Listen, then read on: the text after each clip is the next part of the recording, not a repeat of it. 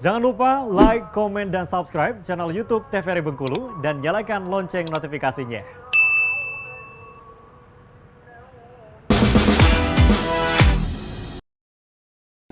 Assalamualaikum warahmatullahi wabarakatuh. Halo pemirsa Opini, obrolan pas di sini. Di siang hari ini kembali lagi dengan suasana yang berbeda di hari sebelumnya dan di hari ini. Dan kenapa suasana berbeda? Karena di Opini pemirsa selalu kita akan mengundang orang-orang yang luar biasa, narasumber kita yang berbeda setiap episodenya.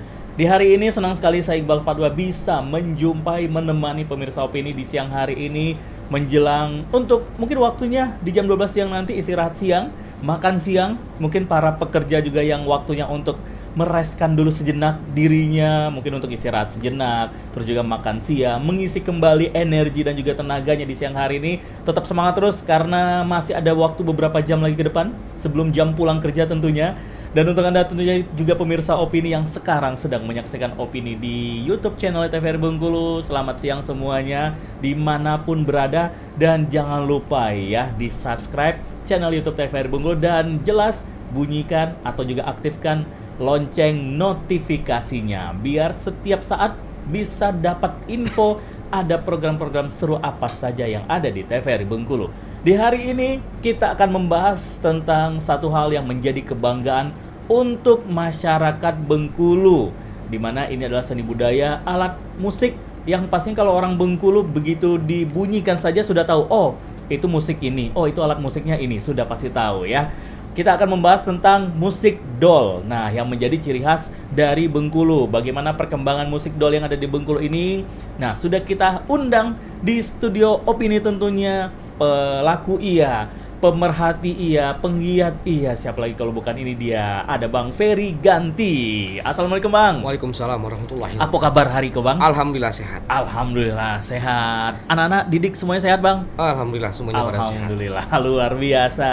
Bang Ferry Ganti yang pastinya yang sudah sering melihat beliau, apalagi pada saat musim-musim tabut Bang ya. Iya.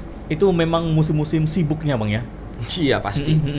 Ya mungkin kalau untuk dapat sih sibuk-sibuk buat garapan-garapan musik dol untuk ikut lomba di festival tabut nanti. Oh, oke. Memang untuk momen-momen sibuk-sibuknya ini kalau menjelang musim tabut itu hamin berapa bulan gitu Bang? Kalau biasanya itu 2 bulan sebelum pelaksanaan tabot itu udah mulai rame. Jadi dol itu udah di mana-mana saja. Setiap sanggar-sanggar atau kelompok-kelompok seni itu mulai menggarap garapan untuk persiapan lomba di festival tabut. Oh, oke. Dan pastinya setiap tahun ini masing-masing sanggar ini pasti menampilkan mulai dari musik, kreasi musiknya yang berbeda dari tahun sebelumnya. Terus Pasti. juga tari-tariannya juga Iya, sampai ke kostum juga Bang ya. Mungkin ada beberapa kelompok yang mungkin mendesain kostumnya yang baru yang ininya untuk biar mereka tampil terbaik di festival tabut. Gitu. Oke, yang memang ini menjadi gongnya setiap tahun Bang ya. Iya. Pagelaran seni, festival seni, perlombaan juga semua gabung Ya, di semuanya sana. ada di sana. Memang yang ditunggu-tunggu. Pasti itu. Oke. Dan yang belum kenal dengan Bang Ferry Ganti ini kita akan kenalan dulu Bang Ferry. Ya. Boleh Bang, perkenalkan dulu Bang Ferry ini siapa, terus semenjak kapan Bang Ferry ini berkecimpung di dunia musik tradisional atau seni budaya tradisional Bengkulu ini Bang. Oke. Halo, assalamualaikum warahmatullahi wabarakatuh. Nama saya Ferry Ganti.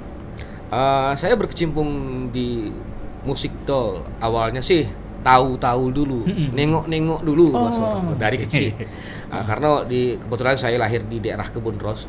Salah satu banyak situ kelompok-kelompok kerukunan tabot yang memiliki dol. Jadi dulu waktu kecil dol itu dibunyikan di saat waktu tertentu aja, nggak setiap saat. Okay. Mungkin di acara-acara 1 sampai 10 Muharram gitu kan. Jadi di 1 sampai 10 Muharram itu dipukul hanya di bagian-bagian tertentu, mungkin di saat pengambilan tanah atau ritual-ritual tabot yang dianggap yang memang harus dipukul dengan dol gitu.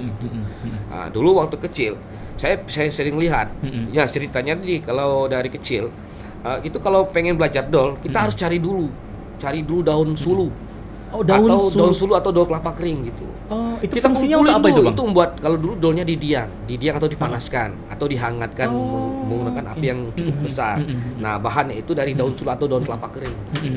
Jadi dulu sebelum kita disuruh mukul dol siang-siang itu kita keliling cari di mana sih semak-semak atau di tempat-tempat yang memang banyak pohon kelapanya itu kita kumpulkan tuh daun kelapa kering, kumpulkan kita satukan di satu tempat. Nanti yang tua-tua dulu nih, yang memanaskan dol, terus mereka yang mukul duluan. Nah nanti pas sisanya setelah mereka puas, baru kita disuruh. Itu pun pas saat kita mau mukul udah azan maghrib, nggak boleh Baru lagi. dikasih pemukul dolnya. Udah azan nggak boleh ya. Akhirnya kan besoknya cari lagi terus. Akhirnya kita belajar pukulan-pukulan tradisi yang ada di dol itu sendiri. Ada 3 macam pukulan yang namanya meradai, tamatam dan sueri gitu. Itu dulu dasar-dasar pukulan dulu kita pelajari dulu dari kecil, itu yang kita tahu. Akhirnya kan kita kecil waktu kecil dulu karena nggak kebagian terus mukul dol yang besar, akhirnya kita buat dol kecil dari kaleng-kaleng bekas itu yang kita tutup,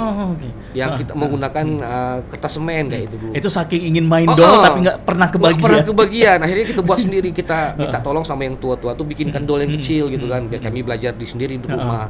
Akhirnya kan sepakat kami kecil buat cari kaleng bekas atau panci-panci yang udah nggak dipakai lagi sama orang tua dulu kan, sama ibu-ibu diambil. Terus ini kulitnya ini bukan kulit, dari bahan kertas semen itu yang dilapisi dengan lem. Dulu namanya lem itu boleh lem sagu atau lem batang nang-nang. Oh, lemnya pun buat sendiri dulu. Iya gitu. Dilapisi, kemudian sudah kering baru dipukul. Itu pun kami keliling-keliling mukul sama saya kecil dulu. Dulu kan memang keinginan tahu kita saat itu dengan alat musik tradisi dol itu sendiri, dengan bunyi dol itu seperti apa. Akhirnya kita bertanya, belajar, akhirnya kita mukul sendiri. Oh, oke. Nah, berarti kalau singkat cerita kita berarti Bang Ferry ini juga dari turun temurun berarti dari orang tua karena tinggal di wilayah itu. Oke, yang mayoritasnya juga banyak dari juga, KKT juga Bang ya, juga, keluarga keturunan Tabor. Iya. Nah, kalau dari keluarga Bang Ferry sendiri juga termasuk KKT, Bang? Ya, ceritanya kalian kita keluarga besar itu punya keluarga KKT yang namanya di Tengah Padang. Kebetulan itu kan jejak warisnya itu dari tumur-tumur itu dari pihak lelaki kan, karena nenek kita perempuan akhirnya diturunkan ke yang lain. Tapi tetap kita bagian dari keluarga aku. Darah itu tetap mengalir gitu. mengalir. Oke. Berarti memang turun temurun diwariskan gitu, Bang. Iya. Nah, yang seperti Bang Ferry cerita tadi, yang uniknya adalah dari zaman kecil buat dol dari kaleng bekas atau juga dari panci bekas.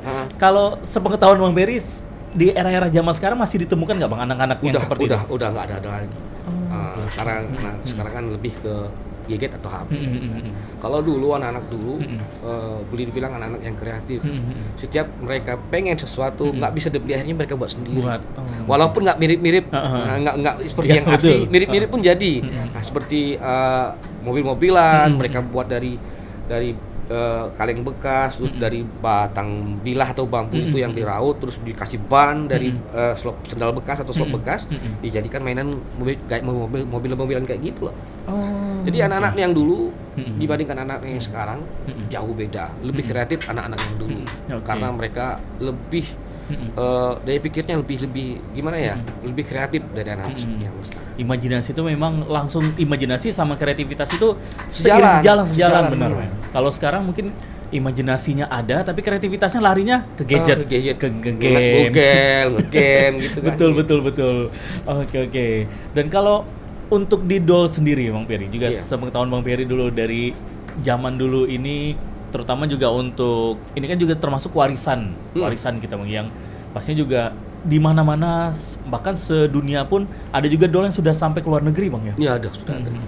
Termasuk juga Bang Ferry sudah pernah merasakan itu Bang? Udah pernah. Dulu saya pernah ikut di salah satu sanggar yang ada di Kota Bengkulu. Saya dulu tergabung di satu sanggar yang ada yang namanya dulu Sanggar Mengsari. Itu pelatih atau koreografer itu Pak Cisuk, yang dikenal orang Cisuk atau nama aslinya itu Sukir Ramzan. Saya tergabung di sana. Dulu sebelum di sana kita punya kelompok-kelompok kelompok seni, bukan sanggar, yang kapasitasnya skupnya cuma untuk kelurahan kayak gitu. Jadi tiap kelurahan itu punya kelompok-kelompok seni yang namanya inilah atas nama Karangtaruna atau atas nama kelurahan sendiri gitu kan. Nah, situ punya kelompok, saya ikut kelompok itu. Nah, dulu namanya kelompok itu AMC, Arem Muda Kreatif. Saya tergabung di situ, saya pemain sulingnya, saya pemain tasanya dulu. Belajar. dengan otodidak, dengan ya feeling lah, yang pengetahuan kita dulu masa itu mungkin kita basicnya bukan belajar di seni gitu kan, mukul-mukul. Dan akhirnya kita punya kelompok itu ikutlah lomba dulu, lomba di festival tablet itu antar kelurahan. Cuman ada beberapa kelurahan yang ikut. Berarti kalau dulu belum seperti sekarang, kalau sekarang kan antar sanggar. Iya, sekarang kalau dulu itu antar kelurahan atau Karang Taruna. Berarti gitu lebih ya. banyak lagi pesertanya. Enggak, dikit. Oh, Dikit. Karena rata-rata yang ikut itu di daerah pesisir. Di daerah pesisir seperti Malaboro, Kebun Ros, Tengah Padang, Bajak, Pondok Besi, Penurunan. Nah, Penurunan saat itu belum ada. Ada di Pasang Melintang memang ada itu dulu. Cuman coba beberapa kelompok yang ikut lomba itu.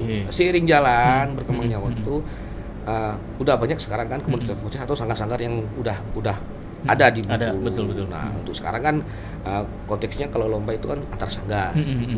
Nggak lagi mau buat nama kelurahan gitu. Nah, jadi dulu saya tergabung di Sanggar Mengsari tahun 99. Saya diajak untuk gabung dan saya jadi pemain musiknya itu sama Pak Sukri. Sampai kita keluar kota, bahkan keluar negeri ke Singapura saat itu 2 tahun. Saya lupa berapa, itu udah lama gitu kan. Nah, setelah sering jalan, akhirnya saya pamit sama Pak Cisuk, saya pengen bikin kelompok sanggar sendiri.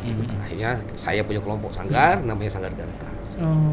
Oke, Sanggar Gatra yang sekarang di bawah naungan Bang Ferry. Iya. Berarti kan dari tahun 99 terus juga 2000 awal dulu, memang musik dol kita ini sudah go internasional, Bang ya. Udah dikenal orang, bahkan bukan di Indonesia aja, mungkin udah luar negeri. Mereka tertarik dengan bentuk dol yang aneh, yang nggak bolong di bawah, tapi bunyinya bisa. Bunyi nyaring gitu. Gitu. Ini pasti juga jadi pertanyaan kok bisa gitu. Iya, benar. Nah, mungkin kalau di Bengkulu kita main atau juga masih di Indonesia ini, mungkin cari daun-daun kelapa kering itu termasuk mudah, Bang ya, sebelum main. Nah, kalau di luar negeri dulu gimana ceritanya? Enggak, kalau sekarang apakah harus dipanaskan juga? Enggak mesti harus, karena sekarang udah canggih juga nih pengrajin yang ada di Provinsi Bengkulu atau di Kota Bengkulu ini, yang pengrajin buat dol tuh nggak mesti harus dipanaskan. Oke, Mungkin dengan nah kenapa bisanya itu? Untuk Bang Ferry kita tahan dulu obrolannya. Bang Ferry, dan untuk adik sanak segala jangan kemana-mana, opini akan segera kembali lagi untuk Anda.